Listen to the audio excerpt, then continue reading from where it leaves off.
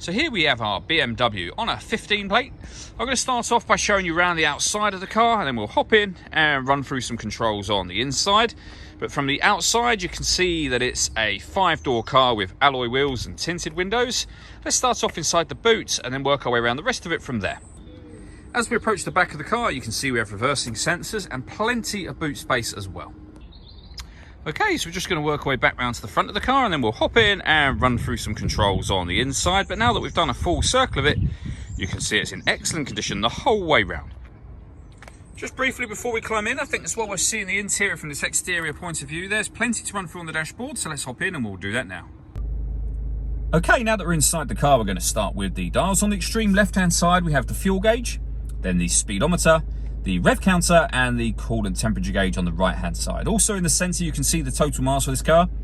They are 78,909. You can change the information displayed just above that by pressing a button on the end of the indicator stalk with various bits of trip computer and fuel economy information. If we back out to the steering wheel, on the left-hand side, we have cruise control and speed limiter, and on the right-hand side, we have stereo and phone controls. We also have paddles just behind the steering wheel here. That's so that you can change gear up and down manually should you wish to. Over in the center, we have BMW's business nav. So obviously that includes satellite navigation, which you can see being displayed on the screen now. To access the satellite navigation and operate anything on that screen, you can use this dial. This is BMW's iDrive system. So the dial will do virtually everything, although you can use the buttons here to go directly, say for example, to the main menu. So when you look back up at the screen, we're now on the main menu. The dial will otherwise take you through everything else. If you want to listen to music, you can listen to your own music under the multimedia heading. You have a CD player. You can also connect up an auxiliary device, a USB device, and in the middle there, you can stream your music wirelessly via Bluetooth audio as well. This car has obviously got the radio, and you can see we have AM, FM, and DAB radio available. You can pair your phone just there, and then we have the satellite navigation, as I showed you a moment ago. Working our way down, we have the CD player and the main volume for the stereo. We then have dual zone climate control, so you can adjust the passenger temperature, the driver temperature. You can increase and decrease the fan speed. You can determine what direction you would like the air to be distributed in just here.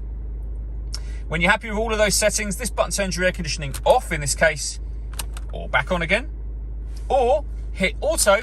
The car will now take control of the direction of the air and the fan speed to maintain the temperatures you've asked for. Press auto again to go back to whatever setting you had it on previously. Underneath that, we have some storage. We have a 12-volt charging socket just there as well. We then have the gear lever for the fully automatic gearbox, and these buttons just here. So you can change the driving setup of the car. So we're in comfort mode at the moment, which is the car's everyday driving, but you can put it into sport mode. You can put it into sport plus mode. You can come back down to sport, down to comfort, and then down to Eco Pro.